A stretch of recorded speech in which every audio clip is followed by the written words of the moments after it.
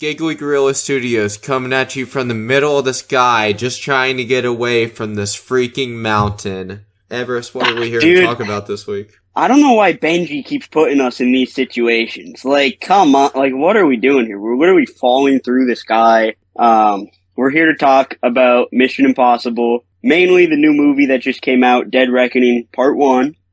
Braden and I have both seen it. Braden's seen it twice, you said already? Yeah, I've seen it twice. Okay, well, that's like twice as many times as I've seen it, but Ooh. I've still seen it. So, we're gonna talk about that and then probably get into a little bit of like the overall Mission Impossible franchise as a whole, see where the conversation takes us. But, hopefully we make it onto this train, because I do not enjoy falling through the sky like this. This is not a great scenario for us, I'd say. Yeah, we had to trash that mountain bike, but it's okay. It is okay. Who needs motorcycles anyways? I know, we can just get a new one anyway. That's what I'm saying. We're Tom Cruise. Like, we can get so many motorcycles. I do want a motorcycle one day. I kind of do too. But this movie doesn't even open up with Tom Cruise. Not at the very beginning. It just opens up with the submarine crew. Yeah, I don't know how I felt about this opening, to be honest. Like, my blanket feelings on this movie, I do really like it, but I feel like this opening is, like, kind of lame compared to some of the other ones in the franchise. Like, especially, like, compared to the Fallout opening. I wasn't a huge fan of the submarine opening, especially when, like, you go through the movie, because I think it kind of just, like, puts us ahead of all the characters, because, like, not to, like, get into too much too quickly, but the end of the movie is just him, like, the gang realizing they need to get to what the audience sees at the very start of the movie.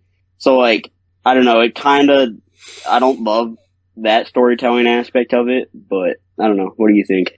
Yeah, I mean, it was pretty whatever. It was just setting up what the entity is and what it's capable of with they think a missile is coming at them, but not really, and they're actually putting themselves in the biggest danger they could be doing. Yeah. No, that's fair. It is definitely a good, like, look at, like, the villain of this movie, basically the entity. Yeah, it was really weird. It's just weird in general that the villain was an entity, but I don't know, I think it kind of worked in the end. I think it works too, and I think it's very timely considering, like, what we're dealing with right now with AI and stuff like that. Yeah, and I mean, a few years ago it wasn't an entity, but there was kind of a virus out that was like the enemy. Yeah. So like, I think it works for sure. And there's still like antagonistic human characters that I think work in this movie. So it's not like it's just Tom Cruise versus an AI like entity or whatever. There's human. I wouldn't say villains because they're not really like true villains, but definitely antagonists. Well, Gabriel is a real bastard. I think he is a true villain. That's fair. Gabriel is like the one true villain, but Paris and like the other guy that's played by the actor I see in like a ton of stuff, but never know who he is. They come around by the end. They're not all that bad. The other guy. Yeah, Kittredge? Is that his name? Kittredge. Yeah, okay. I don't know. He was like, because he wasn't really a villain at the beginning either, but then he was like doing these shady things. I think he was just kind of a pretty corrupt guy, not necessarily a villain, but yeah. Yeah, there's him, and then there's Briggs, who's like the other guy who's kind of like chasing Tom Cruise throughout the movie, and the one that eventually is obsessed with getting him. Yeah, there's that guy. I actually really like him and his kind of like right hand man, like below him. Like, working together throughout this movie. I like that element a lot. I love the part, we're jumping to the end, screw it. The part at the end when they're getting everyone to the back of the train and his partner is just trying to get everyone back in a calmly, orderly fashion. And he just comes in with a gun. Everybody to the back! Right now! To the back! And I love that they took the time to just put in, like, genuine, like, screams in there, too. Like, people were like, ah! Yeah. No, I love that, and I also love the moment where, like, his partner's talking to him about, like, you know, this guy, Ethan Hunt, like, he always goes rogue, and then the guy's like, maybe he always has a good reason to go rogue. I thought that was like one of my favorite lines in the movie. Yeah, I thought that was good too. And it's like, what would you do with this key? And he's like, I would hand it over to my superiors. And he's like, why? He's like, because that's too much power for one man. That's too much power for one person. And he's like, what if that's why Ethan is doing this? That's what he thinks as well. Yeah.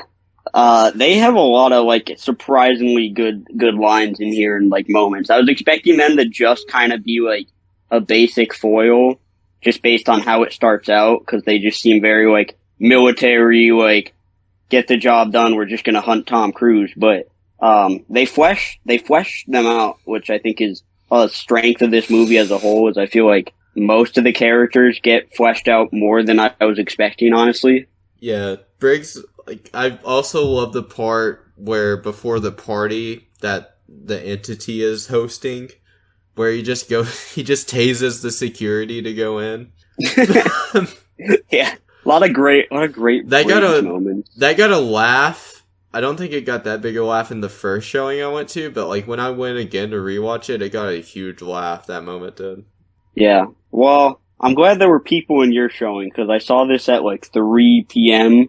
on a weekday on Friday, and there was like nobody in my theater, dude. It was like me and my dad, and then there was like 3 other groups of people, and that was it. So kind of depressing, but yeah, there weren't as many at my second showing, but like the first one I went to was pretty packed, which that was before the movie even officially was out, I guess. Yeah, this dude saw this movie like literally over a week ago now, like on last Sunday. Yeah. Which is crazy. Walmart clutched up and came through for him. For once. No, I mean, They got cheap stuff. They usually kind of come through. That's true. But, yeah, I don't know. I think I don't love the submarine opening, but like you said, it sets up, like, how big of a threat the entity is going to be. And I do think it definitely works as a threat, because this one, like, felt like a, I don't know if it's just, like, the times we're in or whatever, but the entity definitely, to me, felt like a, oh my god, we gotta stop this thing sort of threat. Which, usually they come up with good-sized threats in these movies, but I feel like this one was one of the stronger ones in terms of just like, I want Tom Cruise to stop this thing sort of vibes. Yeah, definitely. It felt like, I don't know, even though like every villain they've kind of faced in the past has felt like a huge, tremendous threat to them, especially since like Mission Impossible 3. Like, Philip Seymour Hoffman in that movie felt like a massive threat to Tom Cruise. But it didn't really feel like, it's never really felt like the entire world was at stake until I'd argue, I guess, Fallout. It kind of felt like, not even the world, but a lot more was at stake in that movie than in the past. So, like, this movie even raised those stakes. Like, no, the entire world is in danger right here. If you don't stop this thing, we're done for. Humanity is freaking over. Yeah. No, I definitely felt that. And, like you said, I feel like that kind of speaks to, I think one of the reasons this franchise has been so successful is just its like constant ability to change and adapt and one up itself, which has basically continued ever since the induction. Like, I haven't seen him in Mission Impossible 2, but I like Mission Impossible 3 more than Mission Impossible 1. And then, I think 3 and 5 are kind of on level, but then I like 4 more than 3. I like 6 more than 4.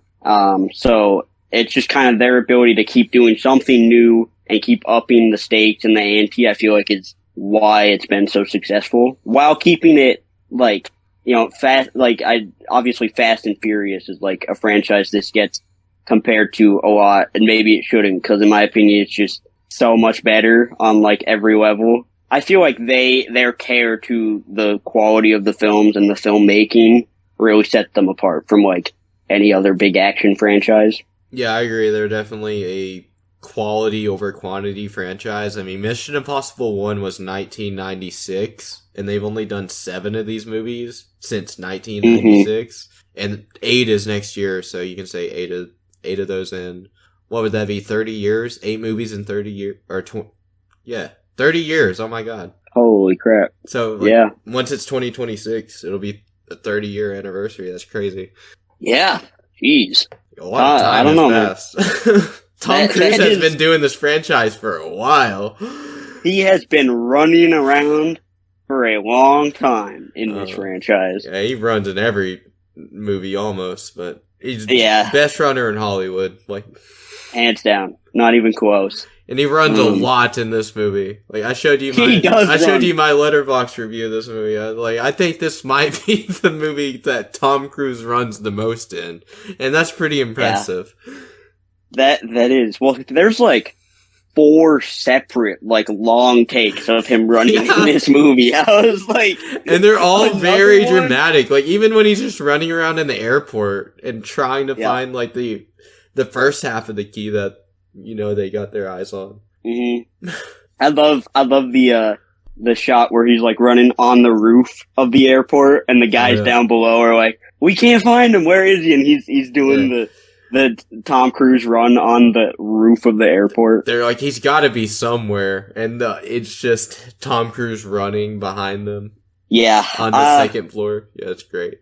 I guess that's another kind of big point I had is I thought, at least compared to Fallout, this movie was like more comedic in a sense. Like, there were not a lot, but there were definitely moments like, I think back to like the car chase, with Haley Atwell's character where she's like not a good driver and they're handcuffed together.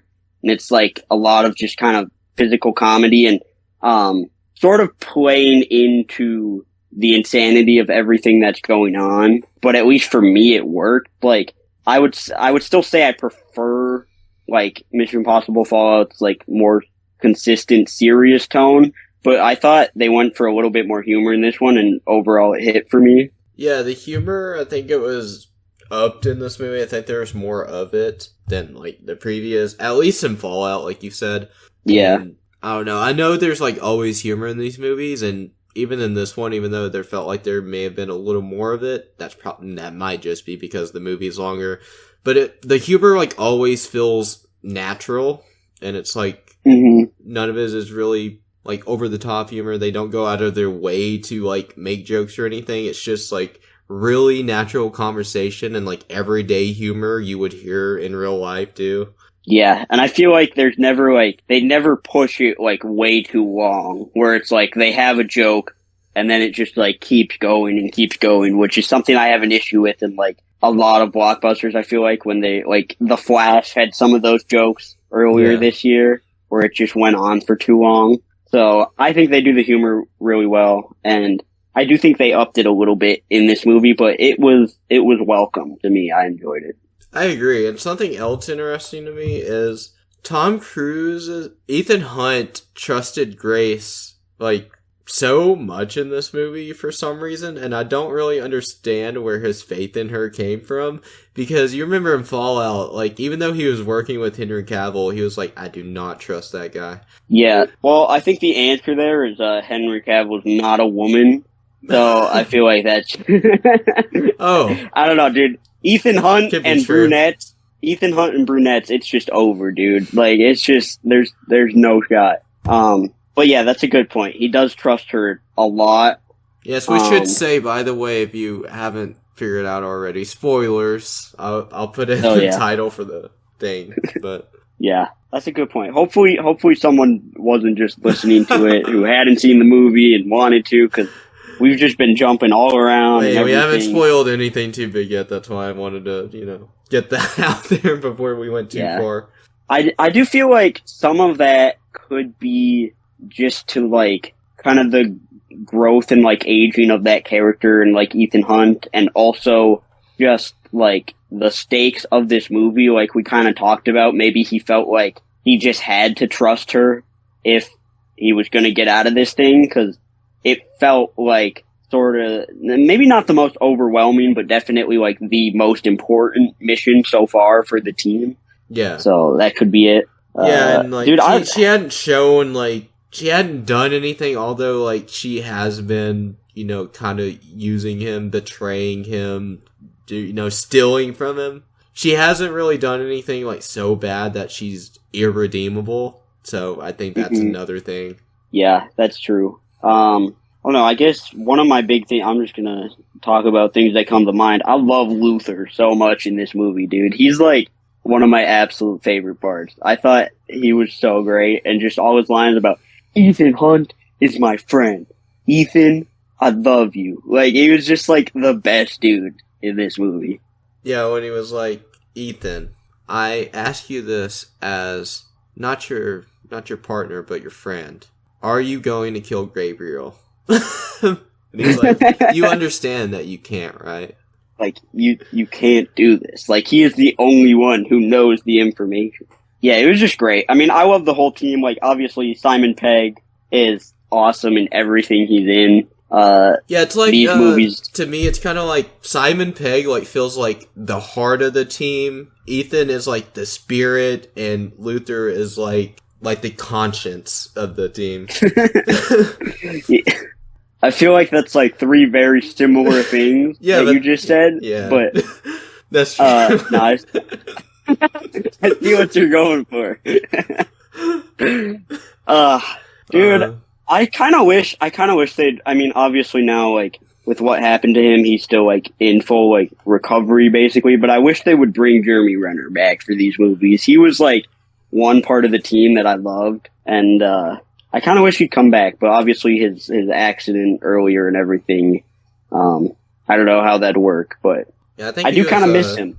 It was definitely one of my favorite parts of Rogue Nation, even though that's, like, of the newer ones, it's probably my least favorite. I prefer 3, 4, and 6, and 7 all over it, but I still like Rogue Nation a lot, and Jeremy Renner is one of my favorites in it. Yeah, I need to rewatch Rogue Nation. It's been a while. I did like it. Yeah, I rewatched all of them earlier this year because this was coming out, and it's pretty... Well, not all of them. I didn't rewatch the first two. I took off from 3 and went on, but it was pretty fun. It was like it's nice revisiting, especially once it's not fresh and you've kind of forgotten some things. Yeah, I didn't see Rogue Nation in theaters. Fallout was the first one that I saw in theaters. Yeah, me too. But I watched it. I wasn't a huge fan of the franchise until, like, after Rogue Nation. Like, I kind of was, but I wasn't... I was, like, 15 when Rogue Nation came out, so I wasn't really old enough to take myself, so I never saw it in theaters. Yeah. But, yeah, Fallout was kind of, for me, like, it was the first one I saw in theaters. It was the first one I, like, loved, like, absolutely thought was just, like, a tremendous movie. And, I'm still not, like, I would say Mission Impossible is kind of weird for me because I like or really like most of the movies, and I wouldn't be opposed to watching like most of them at all. But I also don't feel like a huge attachment to them. Like for me, if Mission Impossible ended, like I don't think I'd be that sad. But at the same time, every one of the movies I watch, like I have a good time, I enjoy them. So it's kind of a weird franchise for me. Oh, I mean, I won't be sad either. I think it's like, is it going to end with Dead Reckoning Part 2? I feel like it probably should. I feel like that would make sense. Because, like, Tom Cruise is starting to get up there. Like, he doesn't need to keep doing this franchise. He can go do other stuff. And this franchise has proven enough. And, like, it's been phenomenal the past decade. So, the past almost 2 decades. And some people would say it's just been phenomenal since the start. So, yeah. I think they've proven enough. They've done enough here. Like, Tom Cruise has devoted enough of his career to the franchise that they can just end this thing with Dead Reckoning Part 2. And it would be, hopefully the movie is great. And it's a great way to end it. And that's, like, the franchise goes out in a fantastic way. Yeah, I agree. I think they should end it there. I don't know if they will. I can't remember if they've said anything officially. But I'm not sure. But yeah, I think it should end here. It's been great, but I really want Tom Cruise to go back to doing like more dramatic stuff, or maybe like more like legit thriller type stuff, like Collateral that he did in the 2000s. I was a huge fan of, because I do love the huge action spectacle stuff, Mission Impossible, Top Gun Maverick, stuff like that. But I do think he's a really good dramatic actor, and he's getting he's getting older now, and I just feel like, I don't know, if he just focuses on the action stuff for like the rest of his career, I don't know how that's going to look. Yeah, I don't know. I don't know what happened here. I have no idea either. I didn't do anything. It just flipped. What the hell? That's insane. It's like the camera is like sideways. Like it's not even like flipped around. It's like it's like looking like 90 degrees to my It's like right. your camera Like, decided to film you like you're in a Tom Cruise movie right now. hold on, what the hell? More like a Christopher Nolan movie, honestly, who we're not talking about this week. Dude, what the fuck? What the fuck is happening? Yeah, so like, obviously he can do whatever he wants. He's basically the main guy. Like, he is the movies and Hollywood right now, even though they're going through a strike or whatever. Personally, for me, I'd like to see a return to more dramatic stuff. But yeah, I love the Mission Impossible stuff too. If he wants to keep doing it for 20 more years and the quality's gonna stay the same, I won't complain. Dude, I'm fine with seeing Tom Cruise in car chase scenes, okay? It's pretty cool. Always. You love car chases so much. They're in great. movies. I mean, I like them, but I don't know. This one, I texted you. This one went on too long for me, dude. This was like a Yeah, probably a 20-minute little bit too goddamn- long, but still, it's pretty epic. 20-minute goddamn chase scene. I was like, okay, I feel like we've seen it all. Like, let's get out of here. But no, it just kept going, which is fine. It was well done. Yeah, and you were talking about the humor when the car is spinning. That was something that kind of made my eyes roll after a minute. I'm like, okay, stop, hold it. Yeah. But yeah, But no, it was fun. It was a good chase scene. I loved. Were you the one who said you want Paris's vehicle that she's chasing him in? yeah. Is that okay? Dude, that vehicle is crazy. It's like almost a tank, but it's like not. It's like a fully mobile like truck. Yeah, like an armored truck. Yeah, Looks that was, awesome. when it's like, Sounds awesome. Looks awesome. yeah. I just love Paris's character in general in this movie. She I did not know her name Ooh, she until is you awesome. told me, Yeah. but she was great. So I you're the love one when they it's, call Paris. I guess I did not remember that line at all. But I love the contrast of like Ethan and Grace's like little car like spinning and flipping down the stairs and everything, and then Paris's armored truck is just like jumping down it like very like calculated and tactically. Just awesome. breaks the railing. Then when she can't Yeah. start it, that's when the donuts are happening. I'm like, oh, come on, guys. Like that was a little convenient. That's probably, like you said, the one piece of like the comedy where I was like, okay, Yeah. like you could have done something else besides that here. But yeah, it did go on long for me, but there's still a lot of highlights. Like I love when it looks like they're just absolutely cornered, and then Tom Cruise takes the wheel back and he's like, I got this, and he like reverses them into this like tiny little passageway that goes like into like a train tunnel basically, and I'm like, how did he do that? Like, there is no way, but it was cool. It was very cool to watch. Yeah. I hope but it doesn't end like whether you know if Paris is dead or not. It just ends with her like wounded because he's like, I got a pulse. So I kind of hope she makes it and she gets the choice. Yeah, that would be awesome. I feel like they wouldn't kill her if like I feel like they wouldn't show that scene at the end with like Yeah. I've got a pulse Yeah. if they were gonna kill her. So, dude, I would love Paris to be on the team so much. That would I make my hope. day. I don't want Ethan to be the one to kill Gabriel. I want it to be her. Oh, that'd be so badass. Oh my god. I'm like dude, on Team Paris now, dude. I'm a Paris fan. I loved her in this movie. She deserves the chance to kill him too after what that Yeah. dude did. Dude, she almost got him too. Like even after he stabbed her, she got a few shots off, and like probably if he didn't stab her, she would have got him. Oh yeah. No, she is a total badass, and I feel like I guess this could lead to another big spoiler, but I feel like she kind of fill that role that Ilsa is now leaving behind going forward in the franchise. Maybe not as a love interest, but just as that like badass like female just like member of the team that is just gonna kick ass with Ethan. Yeah, because I kind of felt like if anyone was going to be the love interest, it's Grace. Yeah, definitely. Which I don't know. I feel like it might be kind of soon to just like do that. Like I don't know how I'd feel about that, but I definitely got the vibes that if they're gonna do it, it would be Grace for sure. Yeah. Speaking of Ilsa, yet to talk about her really, but she's in the opening of the movie with the whole desert sequence, the sandstorm, and they leave you thinking that she might be dead, but then they reveal she's not dead, that she needs to remain dead though and stay hidden so she's safe, and of course she doesn't do that because it's Ilsa. Come on, when has she ever done that, Ethan? Why do you think she's going to do it now?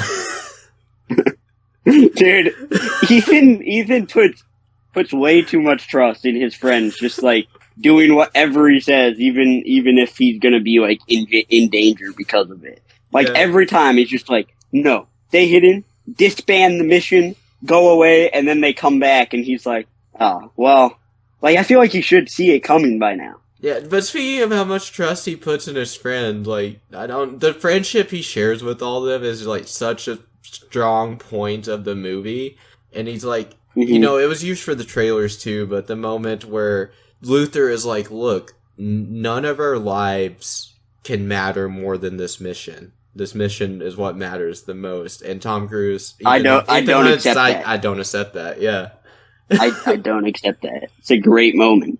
Kind of like it shows his character. Yeah, he's like, he's kind of like Batman almost. Yeah, in a way, he's like, I'm gonna get the mission done. I'm gonna do like, I know we're doing all this crazy stuff, but I'm always gonna put my friends first, which is pretty awesome. And that's legit. Like, I've been watching Yu-Gi-Oh. That is legit Yu-Gi-Moto. Like, Yu-Gi-Moto is always like, I can do anything with the power of my friends. I love it. Oh man. But yeah, the Desert Storm sequence like looked really cool to me. Like a lot of this movie, I think, just has like whatever Christopher McQuarrie, the director, is doing visually, it's working for me because I think so much of this movie just looks great. Like especially that sequence, and then everyone like running through the alleyways of Venice, like Tom Cruise trying to get to Ilsa after the entity throws him off course, and it's like silhouetted and everything. So many really cool shots in this movie. I think the whole desert sequence included. That whole scene of like the intercut scene of Tom Cruise fighting Paris and the other guy in the cut off alley, and Ilsa fighting Gabriel on the bridge is like, the action in that is so freaking incredible, and there's so many good shots. Just the directing and cinematography overall is beautiful. It's like maybe the most well shot moment of the movie for me. Like it's really good. I love it, and then followed up with Tom Cruise getting out of there and running for Ilsa as she's kind of losing to Gabriel. Yeah, it's great, and I feel like that moment is kind of needed if you're like a fan of Fallout and even some of the other movies, because I feel like as a whole, Dead Reckoning focuses more than pretty much any movie on like the big spectacle. Like the entire third act is like jumping off a mountain and fighting on top of a train and then climbing through a falling train to get to safety.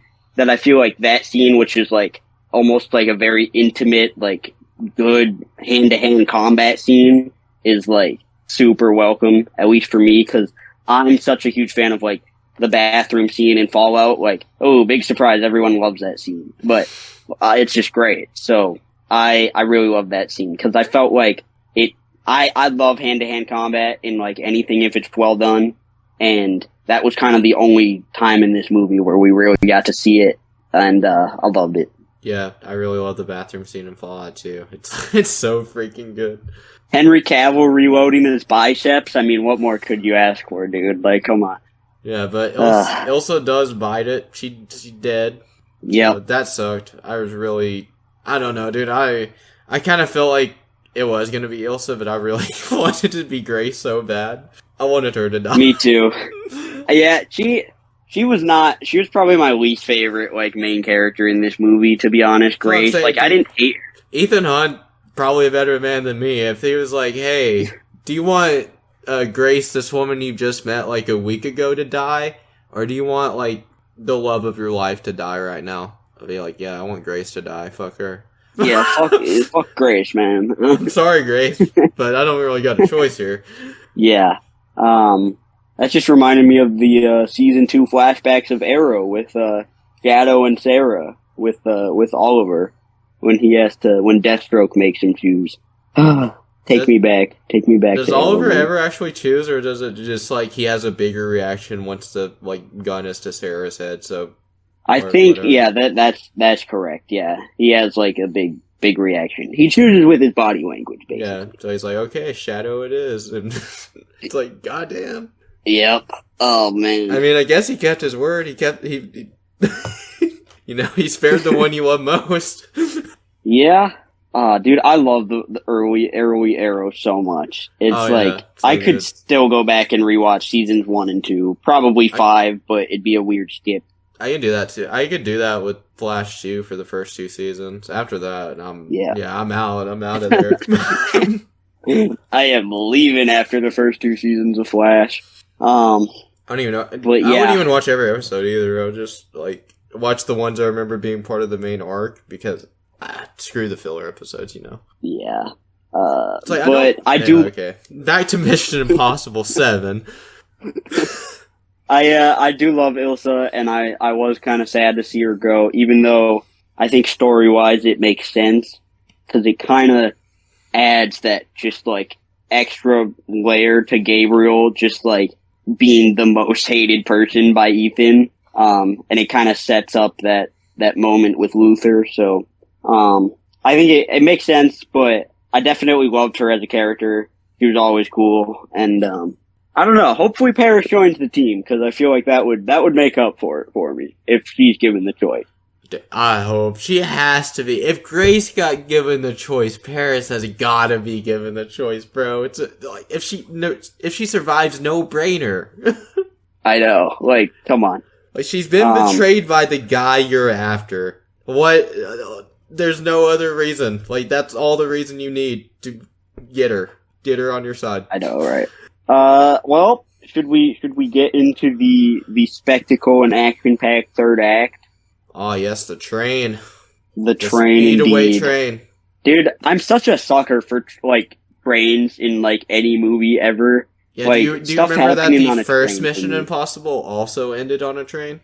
I do remember that, yeah. I don't think it was as well done as it is in this movie. No. But, I love trains in everything. Dude, I even really enjoyed the movie Bullet Train. So, I'm gonna love this when it's I enjoyed parts of that movie, but overall that movie's just so weird to me. And it's just a little too weird to me.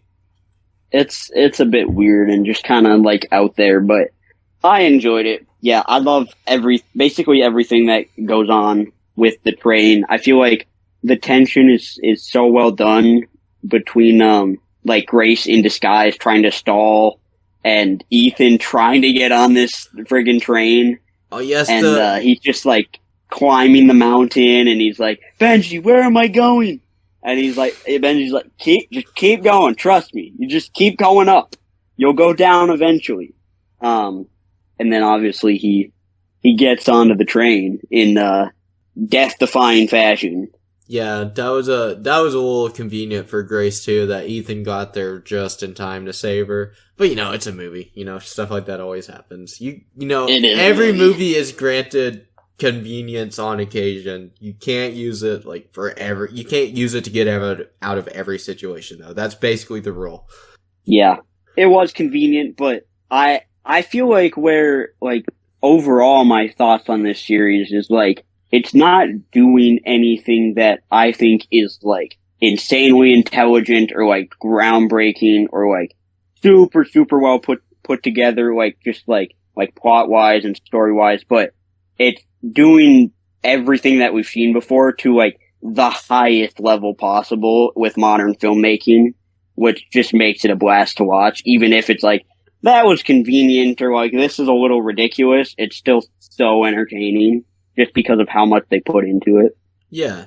And you mentioned that Grace was in disguise on the train. We should mention the Mission Impossible mask trope. It's been in like every movie. It still has not gotten old to me. I don't know how they keep doing this, and it just doesn't get old. Like, they use it very sparingly. They don't use it all the freaking time, but they do use it every movie, just once or twice. Well, it's used at the start of this movie too. Yeah, I know, and that was great because I actually, when I first watched this movie, I did not expect that to be Ethan Hunt. Honestly, I thought it was the Entity.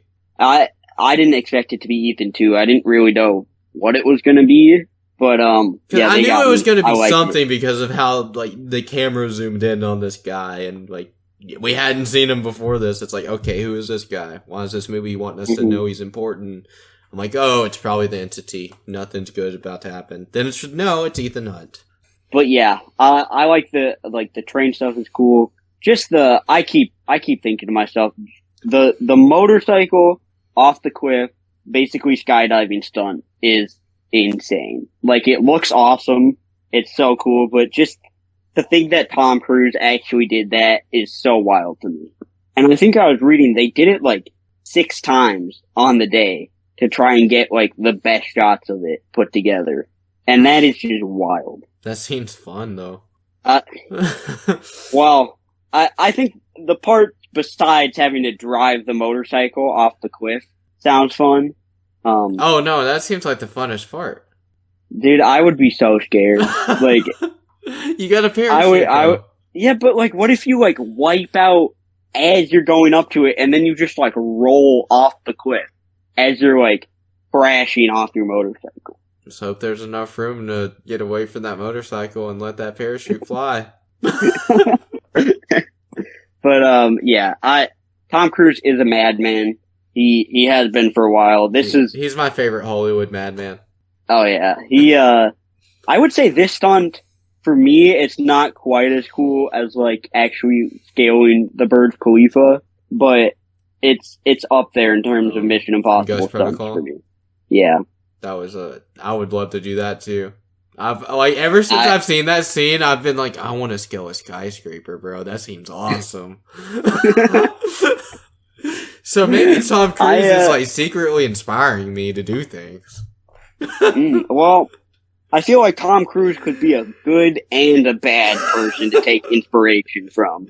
Like, I feel like there's different sides to that. But yeah, I think that stunt is awesome. It looked great. Obviously, there's the comedy we alluded to with our intro of Benji being like, "How you doing? What are you doing?" He's like, "I'm trying to get away from this mountain. I'm falling through midair." And I'm like, that was good. That was funny. Just trying to get away from this mountain. And his lips are flapping. It's so incredible. Yeah. His cheeks are just flapping in the wind. Yep. And then we get obviously some good stuff on the train, and then of course it's a Mission Impossible action movie. There's a train. They gotta go on top of it, right? I mean, it just has to happen. Yeah, Ethan Hunt versus Gabriel. Finally. Yep. And even though Luther said, "Hey, yo, you know you can't kill Gabriel, right?" Ethan's about to slit his throat. He is ready to kill that guy. He probably would have if Briggs didn't stop him. Yep. I love all that. I mean, it's kind of ridiculous. It's dudes fighting on top of a moving train, but it's Hollywood. It looks cool. Whatever. So the train sequence, I couldn't help but think of, so there was a game for the Dreamcast. It was essentially Mario Party for Sonic. Do you know of a game called Sonic Shuffle? Yeah. Okay, yeah, there was a game called Sonic Shuffle for the Dreamcast, and there was a map on that. It was a train, and there was a mini game on that map that was essentially like that. You were just on a train, and you had to dunk like these, the little sensor things that they pass by. Mm-hmm. You had to dunk and avoid those. Except you weren't fighting, so this had an added element. Yeah. I've had to have played some game where it's like that. You're on top of a train and you're trying to dodge things. They've done it a lot, but yeah, it's cool. And then obviously we get another Mission Impossible staple, just big stunt with the train going off of a cliff, basically, Oh, or off of a yes. broken bridge into a ravine, which looks great. They did it for real, which is pretty crazy. I wish I could just send trains off of a cliff for my job. I feel like that'd be pretty Yeah, awesome. that sounds pretty sick. Yeah. Like who is the coordinator who is in charge of getting the train to go off the cliff for How do you Mission just Impossible have a movies? train you can dispose of like that? Dude, that's why this movie cost $290 million. Just for the train scene. Yeah, that was it. The train scene is the entire budget. But it looked awesome, and then it leads to I would say almost like Uncharted-esque, sequence with, Yeah. Ethan and Grace. Yeah, you were Trying to saying you get think up. the car chase went on for too long. I think this sequence kind of went on for too long. Just them running through the train. I'm like, okay, guys, I know you're gonna live. Just get on with it. Yeah. I did not need the kitchen scene of the grease and stuff going in like kind of slow motion. Like they had, slow shots of everything, like dramatic effect. And I'm like, Yeah. slipping and falling. Then Grace did catch on fire. So, I mean, kind of worth it. It was cool seeing her on fire. And Braden is not a fan of Grace. Let the record show. Grace, she was okay. I don't know. Like I said, I don't understand why Ethan trusted her so much. I wouldn't have. Yeah. Me either, but, we moved. Yeah, I agree it went on a little bit too long. I think, in general, for me, this movie was just too long as a whole. But I have seen reviews or spoken to people, like, I have another friend who saw it who loves the Mission Impossible franchise, and he said it just flew by for him. Like, he didn't even realize how long this movie was until after he looked it up. For me, I wouldn't say I was ever bored during, like, an extended period of time, but I was definitely getting, like, a little bit restless of, like, okay, let's move this along. Like, let's get to the end or whatever. I don't think it was a huge issue, but I would have appreciated it being maybe like 20 minutes shorter.